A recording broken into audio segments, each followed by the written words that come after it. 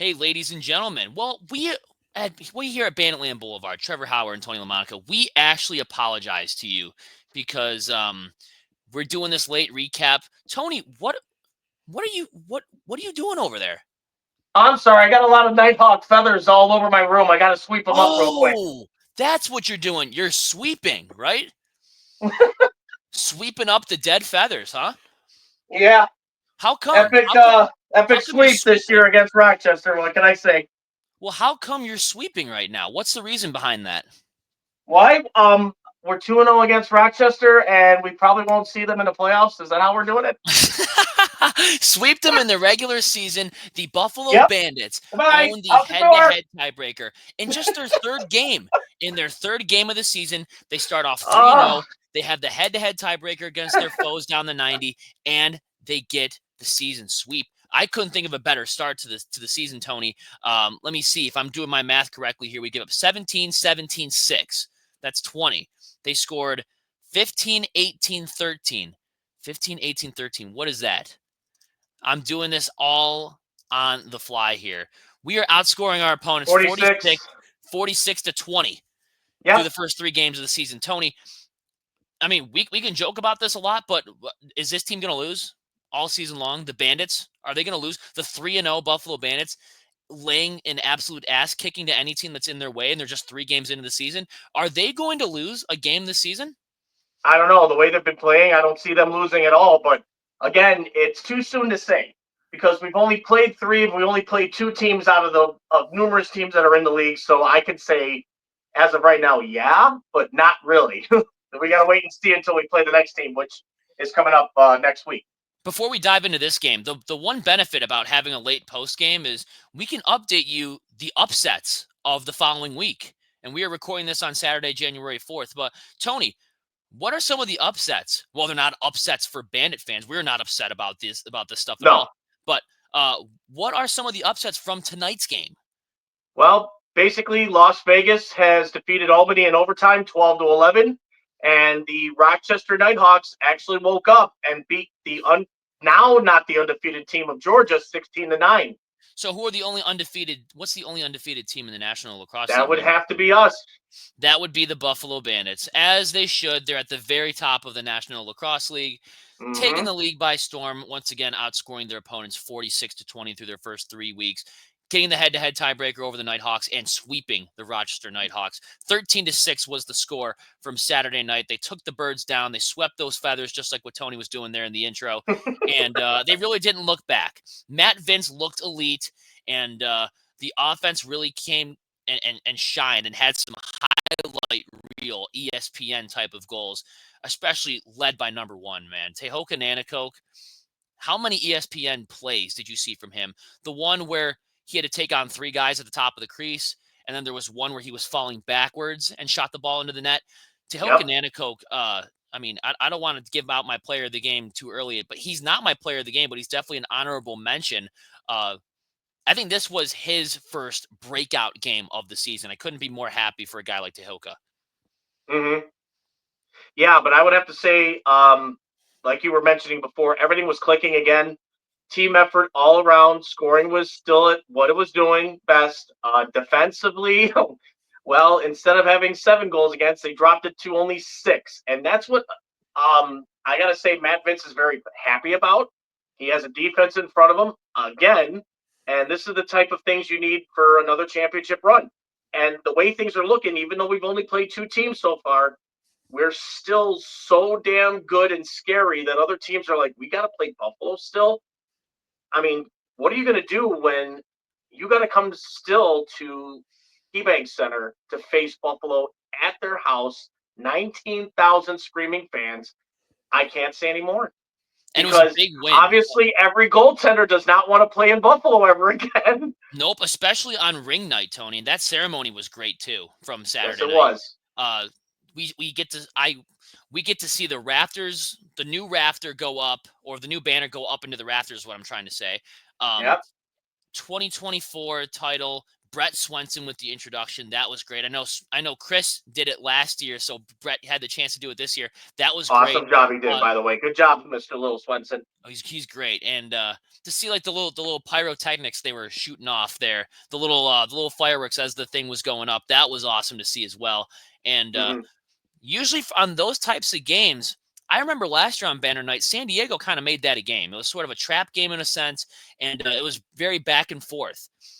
Buffalo said, "Screw that.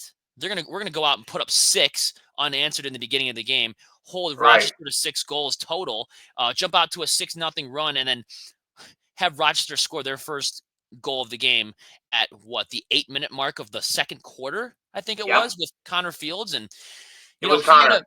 he had a pretty solid night, and not going to take anything away from him. But if only the rest of his team played the similar way to him, maybe we'd see a different outcome, or maybe a back and forth type of game. And the the face-offs, I mean, talk about total domination. They dominated them so bad in the face-off circle that Rochester this week went out and signed a new Fogo guy. It took a huge humbling loss to the Bandits and to Connor Farrell to get a new faceoff guy, but he was 15 of 23 in the dot. The Bandits, once again, not super strong on the power play, but Mm-mm. their penalty kill on the other side of things, as far as special teams are concerned, they definitely showed up and showed out. Buffalo took 36 minutes in penalties to Rochester's 28. So you could tell it's a back and forth rivalry type of game, 36 pims to 28. And I know a lot of those penalty minutes occurred at the end of the game. We're going to get to the stuff that happened there towards the end of the game and what I Sure. personally think about it as we continue. But dude, looking at just overall points, normally we talk about Dane Smith throwing up that silent 10. This time, Josh Byrne leading the way with 11 points on the night, 2 goals, 9 assists. Josh Byrne didn't have to be the goal scoring machine that Josh Byrne usually is. And that Mm-mm. is when the Bandits are the most dangerous. When they get the secondary guys acting like the primary guys. Well, in reality, looking at the way that this team is built and the way that this team is run, I don't think there's any such thing as secondary goal scorers. I think they're all primary goal scorers in their own right, and Josh Byrne proved that to be true.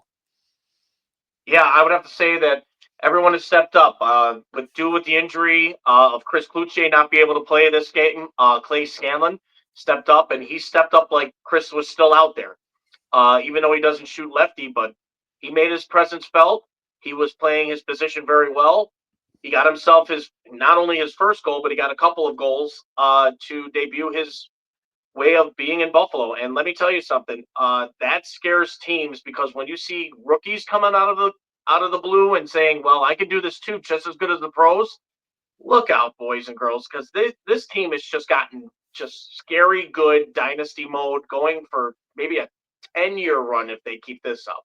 And I said this to the guy I was with when I was at this game. I was up in the press box for Mm-hmm. this game, and I was saying to my buddy who was sitting next to me, I was saying Clay Scanlon needs to be up here full time. He's the prospect that the Bandits hope Christian Watts was last year. Yep. Christian Watts, he was a point getter, he was an assist machine, and he just kept bouncing up and down between the active roster and the taxi squad. I want Clay Scanlon on this roster, even when Kluche comes back. Find an area to keep him on the active roster because he's that sneaky guy. He's almost sort of a more physical version of a Kyle Buchanan. He's kind of a sneaky water bug at the top of the crease, but he plays with more of a physical presence, and he really doesn't back down from anyone, which I really love to see. He gets down and dirty in the physical spots, and he puts balls in the back of the net. Why not Yep. keep him on the active roster? Scoring his first goal in his NLL career, he tallied 2 on the night. Clay Scanlon, welcome to the show, man. Yeah, number 81 has definitely proven himself out there, like I said before. And not who else but better than Josh Byrne and Dane Smith on the same line to get out there and actually play with the best in the game. So kudos to Clay. He's going to learn very, very fast. And maybe, I'm not saying he might outdo Tahoka in his rookie year, but he might be a potential to get at least 50 points this season to show that he can score just as good as Tahoka did in his first year. And if he does so, keep him on the roster. I mean, how is that going to hurt anyone? Just keep him on the Nope, it's roster. not hurting nobody. It's helping the team. Absolutely not. And then Ian McKay leading the way with 13 shots on goal. Look at Wow. our net minder, bro. Matt Vince facing against his former team in Rochester, making 62 saves. Mind you, Record this guy, setting. record-setting 62 saves. This guy is 42 years old. And 62 saves on 68 total shots. That's absolutely nuts. All of the Matt Vince slanderers from last season, awfully quiet. It's very, very quiet as of right now. He continues to prove that he is the GOAT. He was the player of the game. I believe he was the first, was he the second or the third star of the game? He But was first. he may have been the first star. He Matt was the Vince was player. first star. He was the player that Chris Swenson interviewed at the end of the game, and he seemed in good spirits despite of what happened at the end of the game there. But yeah, he 62 saves, nothing new for a guy like Matt Vince. He is he's proven time and time again that he is the modern day Dallas Elliott. He's the greatest indoor lacrosse goalie in the modern era. Yeah, Matt Vince, like again, he's like a brick wall because of his defense too as well. Making sure to protect him at all times, keeping that inner box instead of like the bigger box for the penalty kill, and it's working. Whatever they're doing under Johnny Tavares' scheme is working. So, like they said, if it's not broke, don't fix it. And right now, we've kept the two opponents so far under 10 goals and in scary numbers where it's like a high school game in a way, where one team is dominant, the other team is still learning. And it's so scary how good this defense is under Paul Dawson, Matt Spanger being back, and Steve Priolo. Those three itself, I don't have to speak anymore, even though Justin Martin's been huge, smaller guy, but he still shows that big presence as a defenseman. And also with Dylan Robinson doing what he does best too, making sure to get to those loose balls in the zone, and also Nick Weiss being the assistant captain as he does, showing that grit and toughness, making sure the defense stays intact. And boy, oh boy, let me tell you something, guys. This defense, you're going to have to chop them down at the legs to even have a remote chance of winning against this team, because you have to get through the defense, but you also have to get through the best goaltender in the game right now, and that is Matt Vince. Without a shadow of a doubt. And it kind of was a goaltending duo there in the first quarter. I mean, the Bandits were only leading 2-0 at the end of the first. Riley Hutchcraft was holding his own there in the first quarter. He was making some tremendous saves, some creased crossing, big diving saves. And I was like, man, this might be a low-scoring type of trap game kind of deal. But then when Ian McKay popped that one in the second quarter, just under 5 minutes in, oh man, did the floodgates open. You had Ian McKay with 10:17 remaining, Josh Byrne at 10:02 remaining, Kyle Buchanan, 8:49 remaining, Teo Kananikoka, 8:27 That was a beauty remaining. goal, by the way, the behind the back. We had 4 goals for the Bandits in a span of under 2 minutes. And that was when it started with the Ian McKay goal from guess who? Josh Byrne and Dane Smith. That really opened up the floodgates and really put the game on ice. And we're talking before halftime, Tony. Rochester is a young and up-and-coming team, but I think they're too young, they're too inexperienced to come back from a 6-0 deficit. It's not easy, even if you're the best team in the National Lacrosse League, to come back from a 6-0 score. Right. I mean, especially how, like you said before, but they do got good talent. We're not saying they don't. It's just very unlucky talent. It's because of the fact that you do have the mindset for it, but if you don't have a game plan, it's not going to work. And the way how they were trying to do it, it was all about the individuals. It was all about putting a target on Connor Fields. We saw that. He scored a couple, no big deal. We saw Ryan Smith. He didn't do very much. He only got maybe a goal, but that was it. Launchbury, Curtis Knight, and those guys, they have to come. They have to step up and be a leader just as much as Josh Byrne, Dane Smith, Chris Cloutier, Chase Fraser, Teo Kananikoka. I could go rest of them down the list. But those guys have to be like the secondary scorers that we have that can score goals without question. Like, I mean, you don't have to rely on the main 3 guys to score all our goals, but we have a group of list on the roster saying we can all score goals. That's what makes this team so dangerous. And when Rochester finally learns that and actually uses everybody instead of the main 3, they can also be a dangerous team, but they choose to stick with a plan, give the ball to Curtis Knight, or give the ball to Connor Fields or Ryan Smith. Nobody else. But look what Launchbury's done so far. He's a go-getter. Thomas McConvey. Look what McConvey's going. Yep. He can be also a guy to go to. You got to trust each other to win games. That's how Bandits are doing this year so far under the 3 games that we've played. we trust each other as one. We don't trust each other as individuals because of the fact that we're not playing that style. We're playing as one, and that's how we win.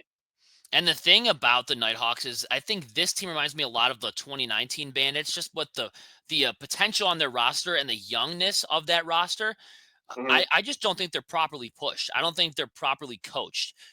When a player takes a stupid penalty, never misses a shift, and there's really no accountability in that room. That's just kind of what I've noticed going to all these Bandits and Nighthawks games. We've been saying for years on this show alone, Tony, if the Nighthawks can figure it out as far as their coaching, they have the roster, they have the puzzle pieces. The coaching and the front office is putting them in the wrong spot. When you put a puzzle piece in the wrong spot, it's not going to look good at all. It's going to look messed up. It's definitely something that they need to look at in house, because I think if Johnny T was running that team, they'd be firing on all cylinders. They're just very, very young. I don't think they're properly pushed, and that's not.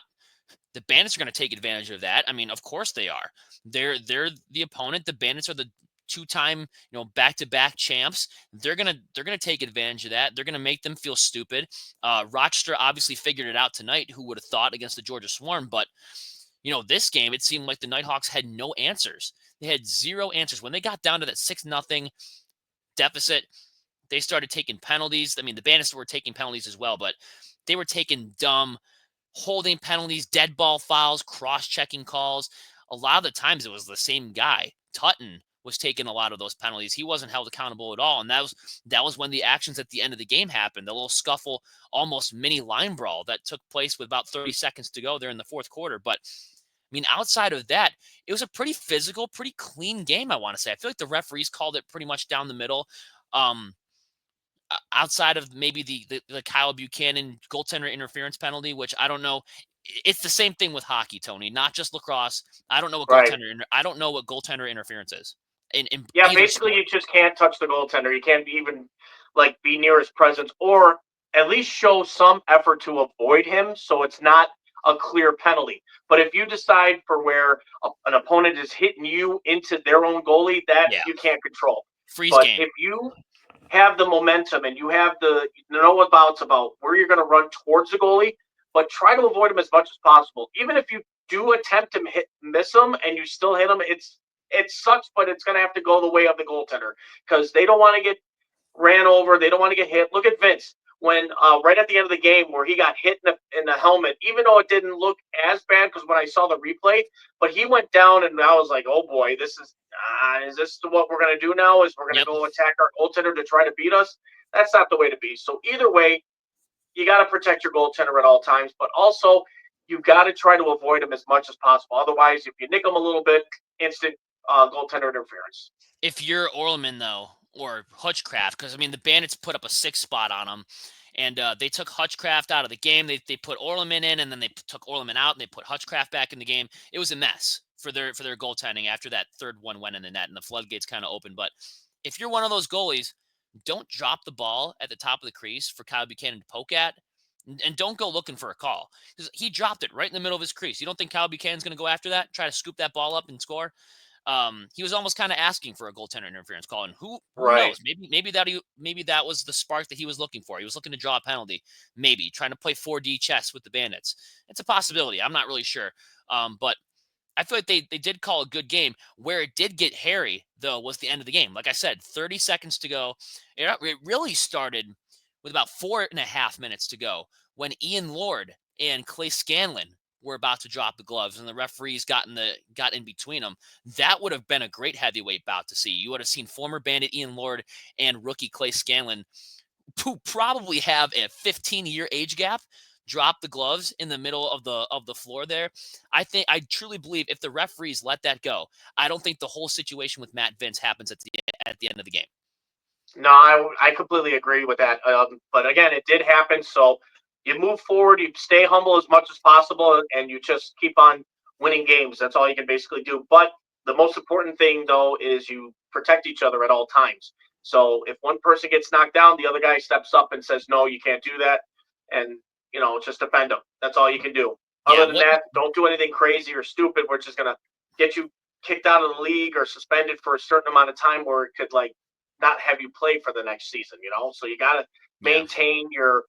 I know everybody wants to probably go out there and kick somebody's ass and stuff like that, but you got to watch Sure. what you do sometimes. Competitive fire. Yeah. It's For okay to sure. protect them, but don't go to the extreme and try to take the other person out. But hey, it is what it is. And that was exactly what, depending on the vantage point that you had, that was kind of what happened at the end of the game there with 30 seconds to go. Chad Tutton dives across the crease. It's unknown. Did he get pushed? Because I've seen a couple angles where it looked like he may have gotten pushed. Maybe he jumped into the goaltender. He took out Matt Vince. He hit Matt Vince up high, up in the Yep. head and neck area, and then he kind of recoiled and hit the back of his neck on the crossbar. And Right. I don't know if it was like whiplash or what it was. I mean, when you hit your neck on the crossbar, it's going to freaking sting. I don't know if it was a stinger or what it was, but Matt Vince was down for a considerable amount of time. And then right after that happened, that was kind of when all hell broke loose. And the Bandit players, who I got the sheet right here in front of me, Zach Belter, Dylan Robinson, a couple other players. Riley Hutchcraft was booking out of his net. And I was looking at Joe, who was sitting next to me in the press box, and I said, are we going to see a goalie fight? Forgetting that Matt Vince is on the ground rolling in pain. I'm like, oh, we're not going to see a goalie fight. But we did see something that was close to that. Hutchcraft, as Belter was walking towards the bench, Yep. slashes him in the back of the leg. Belter turns around and shoves him into the bench.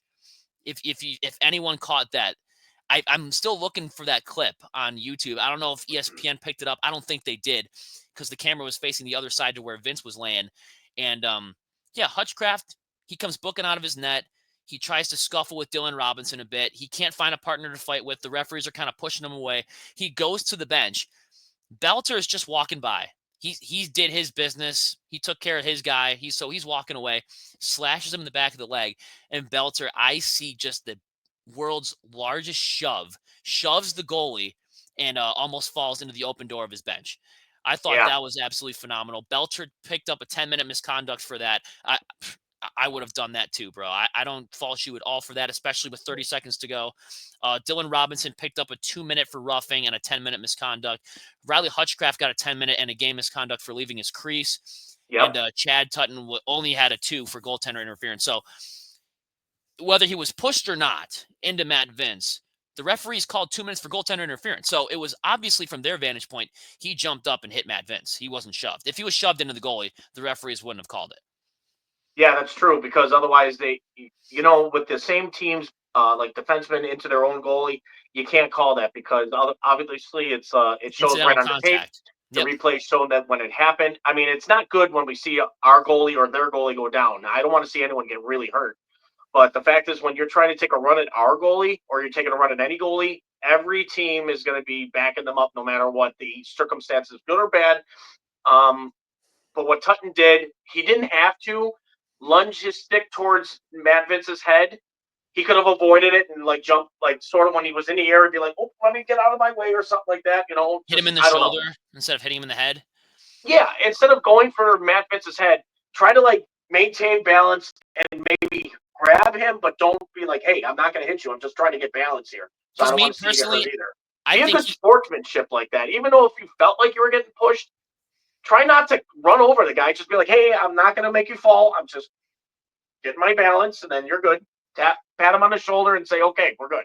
That's I'm it. And kind of walk away. indifferent. I'm kind of indifferent on what went down. I think he saw an opportunity to score and just he tried to do his best air burn That's if he had the ball. impression. I don't think he had the ball, did he?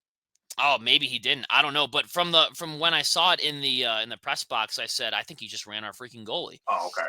But Yeah, I didn't see him have the looking ball. back on it, I was thinking, I don't know, did he have an opportunity to get in front of the net and score? Like, was there an outlet pass there? I don't know, honestly. And it seems like Matt Vince is in good spirits. I hope he plays next week, next Friday, I don't see why he shouldn't. against the Toronto Rock, because I mean you got a very vulnerable team going into Friday night's matchup in the Toronto Rock, and I would love to have the starting goalie, but yeah, I mean it's just something that's so unnecessary. It doesn't need to happen at the end of the game, especially when you're whooping a team by 7 goals. If you want to fight someone, pick someone on the floor and just fight with them. I Right. don't understand, and I don't even know if there was any intent behind it. That's the thing that's kind of frustrating to me. Is was it intentional? Was it not? Like I don't know. No one knows. Obviously, he didn't get a suspension for it, so there wasn't anything too rough there. And the only scary part was that Matt Vince was down for like 5 minutes or so, and but what was good is the Bandit players stepping up for him. You'd never see a Sabres player. If their goaltender got ran, if UPL got ran, you would see them skating around like a bunch of lost puppies with their tails between their legs. The Bandits see that happen and instantaneously pick someone to scrap with. He's like, That's I don't it. care. They had that mindset. I don't care if you hit him or not. I'm going to fight one of your players on the floor, and we're going to stick up for our guy. That's just, it shows you the Bandits are such a well-run organization. They have each other's back. They're a family. There's no I in that team. They all Nope. play for each other, and that's why they have so much success over the past half decade. Yeah, and all we can do now is just look forward to here, and we got Game 4 coming up for us, and that's going to be a home game. So It's going to can't be a wait for great that one. to happen. And it's always nice picking up the garbage, sweeping the Knighthawks in your first 3 games of the season, getting the tiebreaker. The broom is back out on Tony's end, and it never gets old because I swear to God, I think the last time the Bandits lost to the Knighthawks was the 23 season, where the Knighthawks had that magical run in the fourth quarter at the War Memorial, and they beat us. What was that, 15-13 or something? I know I was there for that game, but the Knighthawks have never been the same against the Bandits ever since that quarterfinals matchup, and it's definitely something that they need to figure out. But the Bandits know how to take care of business, and they absolutely did. And it took how many different goal scorers? I mean, we had 1, 2, 3, 4, 5, 6, 7, 13 goals, 7 different goal scorers. That is the epitome of the Buffalo Bandits. I don't care who scores. We have a roster filled with players that can put the ball in the back of the net. Go out there, do it. And that is the most dangerous mindset. Have fun out there as you're kicking your rival's ass. And that is, I think that's probably the mindset that Johnny T's running. He's like, these guys really don't need to change anything. If it ain't broke, don't fix it. Go out there, have fun, raise hell, kick some ass. Yeah, and you know what? It's working. No matter what they do, it's working. His plan, it's working. So when we go into next week and we play Toronto, it's going to be the same method going in. No mercy. Go in there and play your game. That's all there is. Play a statement game every game against every opponent, no matter how the outcome is, whatever the records are, whatever the players or who you're going to be facing again. You just go in there and you play mad, and it's been working. And that's right. That's right. I think what we need to go into now after the big 13-6 victory on Banner Night, we have to hit him with the player of the game. And now, Okay. Tony, we have a bunch of different choices to choose from here. But I'm going to go basic bitch on him. And I'm going to say 62 saves, record breaking. Took a spill there at the end of the game that was beyond his control. But despite not finishing the last 30 seconds of the game, my player of the game, number 48 between the pipes, Matt Vino Vince, without a shadow of a doubt. Yeah, record setting, 62 saves for the night. And at the age that he's doing it in, especially with the team in front of him, how could you not love this dude? This guy has played out of his mind ever since that playoff run, and it has not stopped since. He'll be in the And the rafters for way that sure. he is setting a record right now to keeping for the Bandits team, to keep opponents under 10 goals per game right now, that's got to be some sort of record. Because I have 100%. never, so far in all the years that I've watched the Bandits play, have kept opponents under 10 for this period of time. So this Yeah, has we're got to be talking. some sort of record. We're going back to, I mean, the last goalie I can remember my time out. Now I'm 24 years old, but Hmm. Pat O'Toole comes to mind. The last goalie I can think of that can consistently hold teams to under 10. Now that was like a long time ago. What we thinking, like the late 90s, early 2000s probably. But I mean, Kenny Montour wasn't doing that on a consistent basis, and he was a good goalie. Anthony Cosmo, same with him. He wasn't doing that on a consistent basis, or Mikey Thompson or any of those other goalies. Matt Vince was probably the best signing that Steve Mm-hmm. Dietrich has ever made in his general managing career, and it continues to be amazing. And well, other than drafting Josh Byrne first overall, I would think Matt Vince, taking him when he was a free agent. I don't think they traded for him, did they? I think he was a free agent. No one wanted him. And the Bandits said, yo, come to our team. You're going to win a couple titles. You're going to go to some finals appearances. We're going to have a really fun time. And maybe when you call it a career, the 48 will be up in the rafters with JT and the Kilgore brothers. I think that's probably what's going to happen. I mean, I've said it on the show before. I think he's the greatest goalie in Bandits history. Yeah, Matt Vince, once again, doesn't to us, he doesn't have to prove anything. To the fans that have been following him since day one, doesn't have to prove anything. He still has to prove to those haters that still just don't understand that age is not a number. It's not just a number to them. It's just they feel that he's not the capable guy and they're just lucky. Hey, I'd rather be lucky than good. And that's what Matt Vince is showing a lot of people I'd wrong, rather is have how more well he's played. W's. All I care about as a guy that covers this team and as a super fan, I care about a W in the win column. I don't care how it gets done. Exactly. So you know what? If he keeps winning you games, that's all you really need. Yep. And you know what? Matt Vince is like shattering records still, no matter what, at his age, and he's still going to continue because he's still signed with us for another 2 years. What does that tell you? That's right. We could possibly see a run to 4 or 5 championships if this keeps up. That's right. Who's your player of the game? Now, to name my player of the game, and I know I probably would preach to say either Dane Smith or Josh Byrne because they're really the go-to guys for the points, but you got to give credit where credit is due if other players have to step up. So I would have to say my player of the game is our go-to rookie, and that is number 81, Clay Scanlon. Definitely not a bad pick. For the games he's played so far, he's played 2 out of the 3. He has himself 2 goals and 4 assists. He's got 6 points now in his 2 games played, so it's an average of 3 points per game. Now, for a rookie to do that and times that by 18, that's 54 points itself. Yeah, he's That's on pace. what Tehoka did in his rookie year because he ended up with 55 to 60 points in his first year. If this guy does the same thing, I'm very happy with how Clay Scanlon's playing. And the way he is, he's all over the field. The year votes. He does not quit, and he scores goals. And that's what we love about this guy. He's a go-getter. He wants to try and be like the best, like Dane Smith, like Josh Byrne, like Chase Fraser, like Chris Clucci. I can name you the list, but you know it. But I think Scanlon is going to be huge this season if he remains full-time, like you stated, on this roster. And if he does, he's going to show great things for us in Buffalo. Yeah, now keeping Clay Scanlon on the roster, I think is huge. I don't know what that means for Sam LaRue, but I personally don't care. I think Clay Scanlon has earned a spot on this roster. And he was in the lineup when Chris Clucci was healthy. Just putting that out there. When Chris Clucci was scoring against the Ottawa Black Bears, Scanlon was on the same line as him. So they were playing on a similar line, and like you were saying, he has a good mix. Like Josh Byrne can score. Clay Scanlon can score too. Chase Fraser is very physical in his game. Clay Scanlon is also an in-your-face physical type of player. He's taken a good mix of what he's learning from Dane and Josh, what he's learning from Chase and maybe Nick Weiss and some of those other forwards that we have. Hell, he's even learning from Kyle Buchanan dancing at the top of the crease.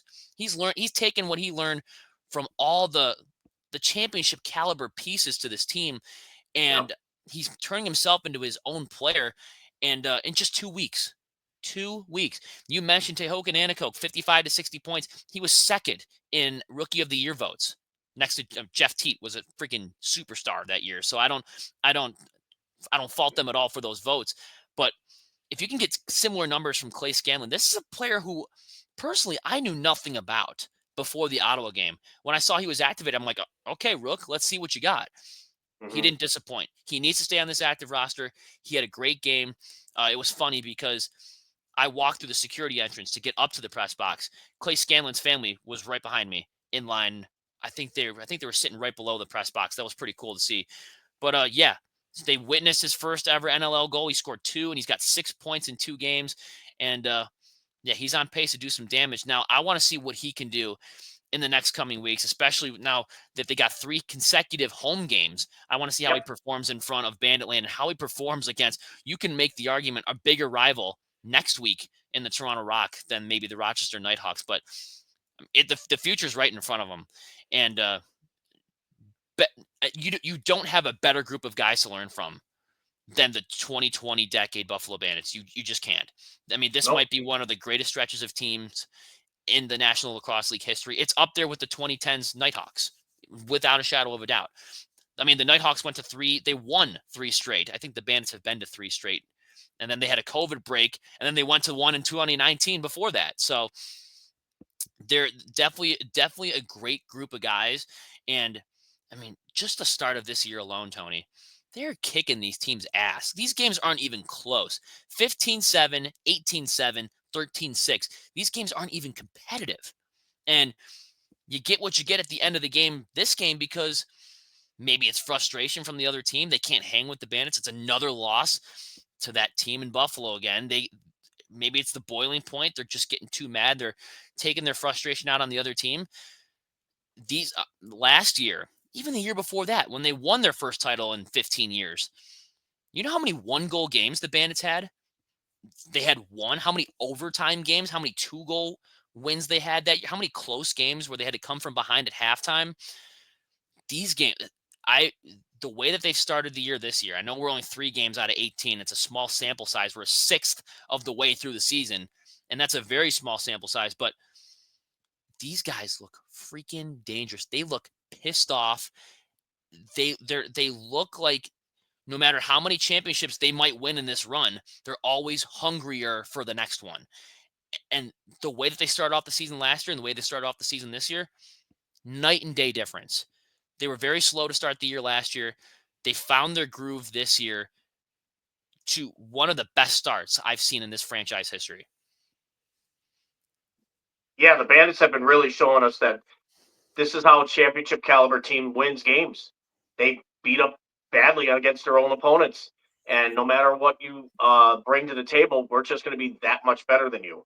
And the way how they're doing it is by not slowing down how they did their playoff run since last year. They've been playing John Tavares lacrosse, basically, I can name it, Yep. is the way how they're playing. And that's the way they should play. And what is doing them good is consistently being good. And that's what championship teams do. So for the Bandits to continue, they just have to keep the pedal down and keep moving forward. That's all they have to do.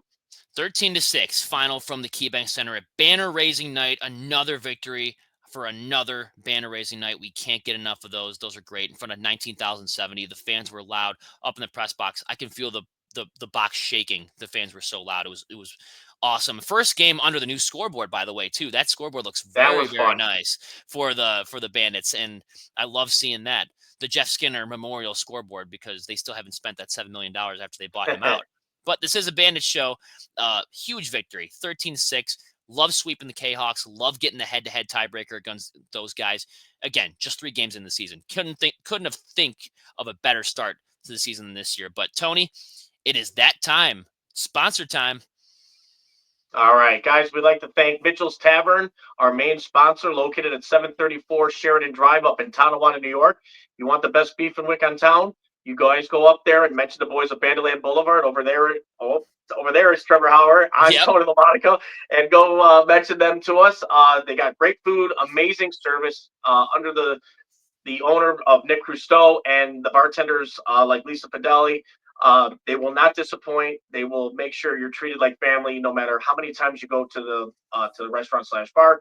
Guys, I'm telling you, you will not be disappointed. Also, we'd like to thank those who are under Herney's Journeys. If you guys want to book your next trip, cruise line, adults only, please contact Suzanne Pike at herneysjourneys.com. Let them book your next big adventure. Also, we'd like to thank those who are watching us here on our new stream, also on YouTube. Give us the like and subscribe to us about all your Buffalo Bandits lacrosse. And for those who are listening to every device known to man on Spotify, please give us that 5-star rating to let you know about how the orange and black are the only team in lacrosse you'll ever want to hear.